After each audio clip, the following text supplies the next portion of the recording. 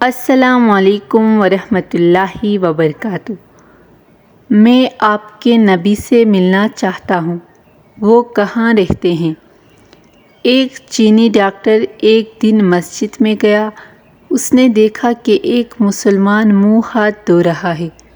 وہ مسلمان کے پاس گیا اور پوچھا کہ جس طریقے سے آپ منہ ہاتھ دھو رہے تھے، یہ طریقہ آپ کو کس نے سکھایا ہے؟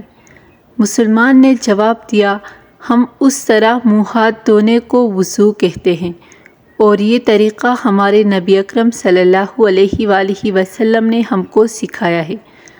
ہم دن میں 5 بار وضو کرتے ہیں۔ اس نے کہا، میں آپ کے نبی سے ملنا چاہتا ہوں، وہ کہاں رہتے ہیں؟ وہ شخص بولا، ان کا تو 1400 سال پہلے انتقال ہو گیا تھا۔ وہ بولا، میں چینی طریقہ علاج کا ماہر ڈاکٹر ہوں۔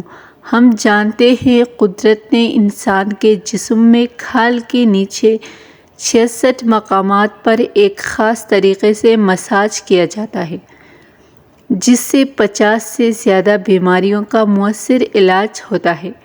میں نے دیکھا آپ جس طریقے سے وضو کر رہے تھے، اس میں آپ نے وضو کے دوران جسم کی ایسی 62 جگہوں پر ہاتھوں سے مساج کیا جہاں قدرت نے سوئچ نصب کر رکھے ہیں، اور دن میں 5 دفعہ وضو کرنے کی وجہ سے آپ کی بہت سی بیماریاں خود بخود غیر محسوس طور پر آپ کے جسم سے رفع ہوتی رہتی ہیں، جس کا آپ کو احساس بھی نہیں ہوتا۔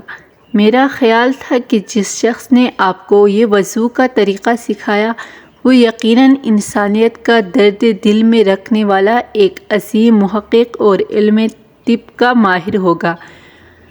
حضرت عبداللہ رضی اللہ تعالیٰ عنہ کی روایت ہے کہ رسول اللہ صلی اللہ علیہ وآلہ وسلم نے فرمایا، بندہ مومن جب وضو کرتا ہے اور اس میں کلی کرتا ہے تو اس کے منہ کے گناہ ختم ہو جاتے ہیں، اور جب ناک میں پانی ڈال کر اسے جھاڑتا ہے تو اس کے ناک کے گناہ ختم ہو جاتے ہیں، اور جب چہرہ دھوتا ہے تو اس کے چہرے کے گناہ ختم ہو جاتے ہیں، یہاں تک کہ پلکوں کے نیچے سے بھی نکل جاتے ہیں، اور جب دونوں ہاتھ دھوتا ہے تو اس کے ہاتھوں کے گناہ ختم ہو جاتے ہیں، یہاں تک کہ ناخنوں کے نیچے سے بھی نکل جاتے ہیں، اور جب اپنے سر کا مسح کرتا ہے تو اس کے سر کے گناہ ختم ہو جاتے ہیں، یہاں تک کہ اس کے کانوں سے بھی نکل جاتے ہیں، اور جب اپنے پاؤں دھوتا ہے تو اس کے پاؤں کے گناہ ختم ہو جاتے ہیں، یہاں تک کہ ان کے ناخنوں کے نیچے سے بھی نکل جاتے ہیں۔